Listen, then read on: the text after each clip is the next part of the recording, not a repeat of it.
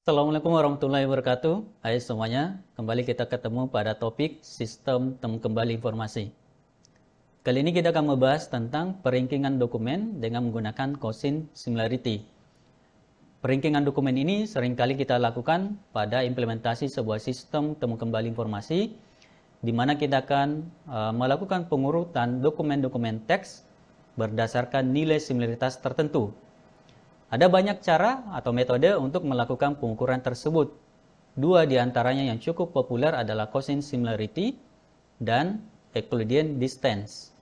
Akan tetapi, pada implementasi dokumen teks, orang lebih banyak memilih Cosin Similarity daripada menggunakan Euclidean Distance karena adanya sebuah kelemahan pada metode Euclidean Distance. Mari kita lihat ilustrasinya sebagai berikut.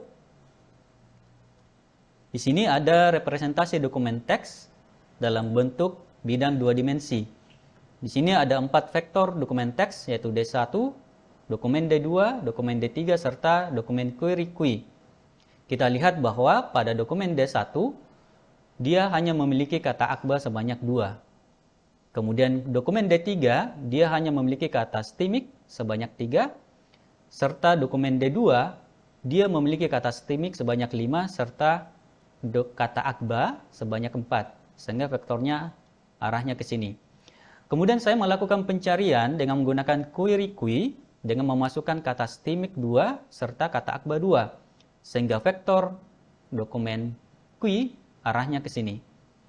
Jika kita lihat secara visual, kita akan mendapatkan bahwa dokumen yang paling mirip dengan query QI adalah D2.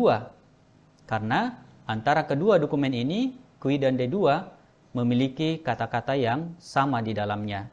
Sedangkan dengan D1, masing-masing hanya memiliki satu kesamaan kata. Ya, dengan D1 hanya kata akba yang sama, dengan D3 hanya kata stimik yang sama. Namun, apa yang terjadi kalau kita melakukan pengukuran dengan menggunakan Euclidean Distance? Coba kita lihat, jika menggunakan Euclidean Distance, jarak antara QI D1 itu sejauh ini. Kemudian jarak antara QI ke D2 ini sejauh ini. Kelihatan bahwa dengan Euclidean Distance, dokumen D1 itu lebih dekat kepada QI daripada D2 ke QI. Sehingga menurut Euclidean Distance, karena dia mengukur berdasarkan nilai terkecil, dia berkesimpulan bahwa dokumen D1 lah yang lebih mirip dengan QI daripada D2. Karena jaraknya yang lebih kecil. Tentu hal ini bertolak belakang dengan fakta yang terjadi. Nah, oleh karena itu, kelemahan ini dipengaruhi oleh panjang dokumen.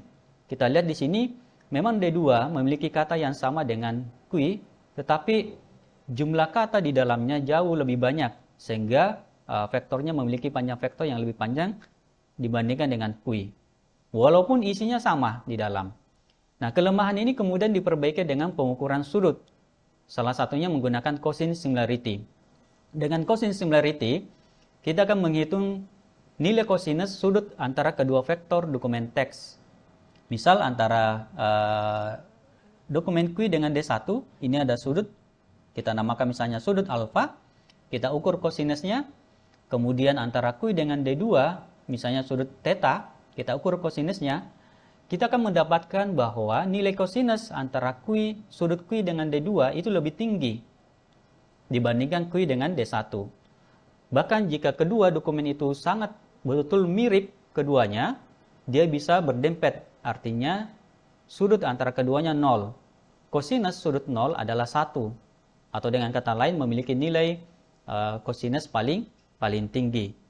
Nah, dari sini, dari ilustrasi ini kita bisa melihat bahwa ada kelemahan pada Euclidean Distance karena pengaruh panjang dokumen, tetapi kemudian itu kita bisa atasi kalau kita menggunakan pengukuran dengan Cosin Similarity. Secara matematika, Cosin Similarity kita bisa hitung antara kedua dokumen QI dan D, itu dengan cara seperti ini. Kita melakukan perkalian titik antara keduanya, atau dot product antara QI dengan D, dibagi dengan perkalian panjang vektor dari QI dan panjang vektor dari dokumen D. Maka kita akan mendapatkan sebuah nilai Cosin Similarity. Nah, baik, sekarang kita akan mencoba mengimplementasikan pengukuran ini dengan menggunakan bahasa pemrograman Python. Seperti biasa, saya mengetikkan kode Python menggunakan Google Colab. Kita bisa lihat di sini. Yang pertama kali kita lakukan adalah kita mengimport library yang digunakan. Saya menggunakan library sklearn untuk melakukan perhitungan quotient similarity, equivalent distance, serta melakukan pembuatan kata dengan TF-IDF menggunakan function TF-IDF factorizer. Di sini saya juga menggunakan mengimport beberapa library pendukung seperti NumPy dan Pandas serta library operator. Oke, kita jalankan sel yang ini dengan mengklik tombol yang ada pada sisi kiri.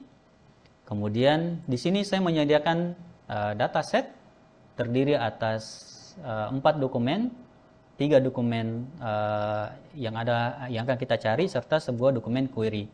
D1 tertulis kampus STIMIK Akbar, D2 STIMIK Akbar Makassar, tetapi ini saya ulang sampai 3 kali.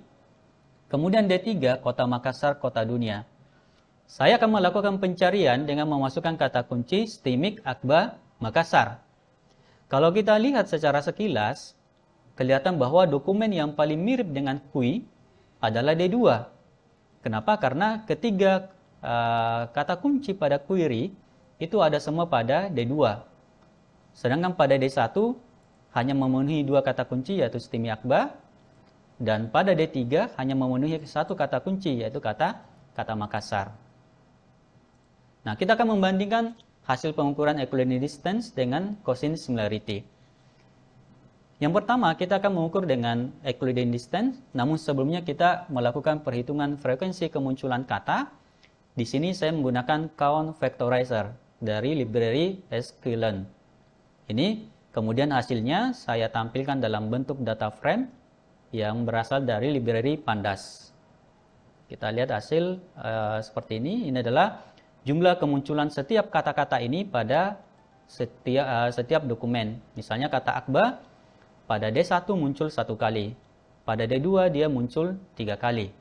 Ini kita bisa lihat seperti ini ya. Kemudian kita mulai melakukan perhitungan equivalent distance menggunakan function equivalent distance.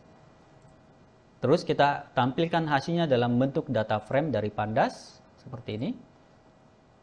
Nah, kita lihat dari hasil pengukuran ini, kemudian kita coba urutkan. Dari sini sebenarnya sudah terbaca ya. Namun untuk lebih jelasnya kita urutkan nilai similaritas dokumen. Kalau menggunakan equivalent distance berarti diurutkan dari nilai yang paling kecil. Pengurutan ini saya menggunakan function sort. Kemudian hasilnya saya tampilkan dalam bentuk data frame. Kita eksekusi. Nah, ini adalah hasil pengukuran equivalent distance di mana dengan D1 jaraknya 1,4, kemudian D3 2,6, D2 3,4. Dengan demikian, berdasarkan nilai jarak terkecil, equivalent distance mendapatkan kesimpulan bahwa dokumen D1 itu lebih mirip dengan QUI. Kemudian D3, kemudian yang terakhir adalah D2. Padahal tadi kita lihat faktanya adalah seharusnya D2 ini memiliki kemiripan tinggi dengan QUI. Akan tetapi karena pengaruh panjang dokumen, dia jaraknya semakin jauh. Artinya menurut equivalent distance, dia semakin tidak mirip. Nah, sekarang hasil ini kita akan bandingkan dengan quotient similarity. Namun sebelum kita menghitung quotient similarity, kita terlebih dahulu melakukan pembuatan kata dengan metode TF-IDF. Pada video sebelumnya, saya sudah membahas perhitungan manual metode TF-IDF ini. Walaupun mungkin pada library sklearn dengan TF-IDF factorizer ada perubahan rumus yang dia lakukan untuk menghasilkan nilai yang lebih smooth. Tetapi pada dasarnya sama dengan cara yang umum. Kita akan menghitung pembuatan TF-IDF dengan menggunakan TF-IDF factorizer seperti ini. Kemudian hasilnya saya tampilkan dalam bentuk data frame dari Pandas. Nah, ini adalah tampilan bobot setiap kata dengan TF-IDF untuk setiap dokumen. Oke. Nah, selanjutnya kita akan melakukan perhitungan quotient similarity dengan menggunakan function quotient similarity dan hasilnya dalam bentuk data frame kita tampilkan. Kita eksekusi sekarang. Kita lihat hasilnya. Oke, baik, ini adalah hasilnya sudah muncul. Namun untuk mempermudah pembacaan, kita bisa mengurutkan hasil ini dengan menggunakan function sort. Namun di dalam pengukuran cosine similarity, nilai similaritas itu diurutkan dari nilai yang paling tinggi. Oleh karena itu, di sini pada function sort kita menggunakan reverse sama dengan true supaya nilai itu diurutkan secara descending atau dari nilai yang paling tinggi. Hasilnya dalam bentuk data frame dari Pandas, kita eksekusi.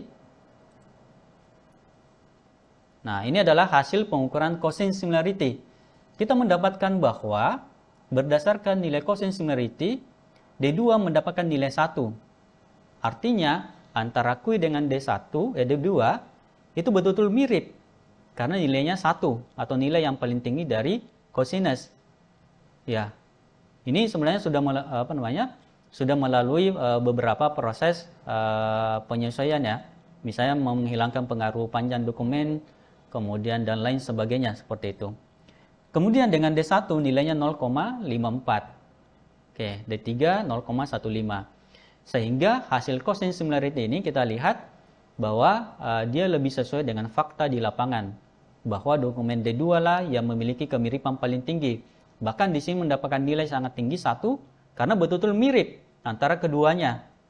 Yang membedakan hanya panjang dokumen, tapi isinya betul-betul mirip. Sedangkan dengan D1 itu kita lihat di sini D1 itu hanya dua kata yang semirip, yaitu kata stemik dan kata akba. Ya. Kemudian dengan D3 hanya satu kata yang mirip, yaitu kata Makassar. Sehingga D3 itu memiliki ranking paling rendah. Nilainya 0,15. Nah, demikianlah pengukuran perankingan dokumen dengan menggunakan cosine similarity serta perbandingannya dengan nilai Euclidean distance. Semoga bermanfaat. Terima kasih. Assalamualaikum warahmatullahi wabarakatuh.